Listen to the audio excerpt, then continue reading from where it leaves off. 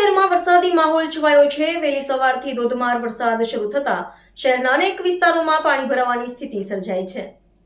વરસાદના પગલે જનજીવન ખોરવાયું છે અને રસ્તાઓ પર વાહન વ્યવહાર પણ પ્રભાવિત થયો છે। ખાસ કરીને અઠવા લાઇન્સ પોલીસ સ્ટેશનની બહાર પાણી ભરાઈ જતા પોલીસ કર્મચારીઓ અને લોકોને ભારે મુશ્કેલીનો સામનો કરવો પડી રહ્યો છે।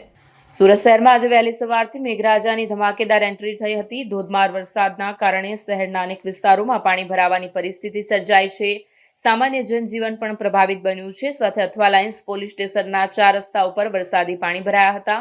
ચોક બજાર વિસ્તારમાં સ્થિતિ વધુ ગંભીર બનતી જોવા મળી છે। અઠવા લાઇન્સ પોલીસ સ્ટેશનની બહારના માર્ગો પર ભારે પાણી ભરાવો થયો છે, જેના કારણે ત્યાં ફરજ બજાવતા પોલીસ કર્મચારીઓ તેમજ પોલીસ સ્ટેશનમાં આવનારા નાગરિકોને ભારે હાલાકીનો સામનો કરવો પડી રહ્યો છે।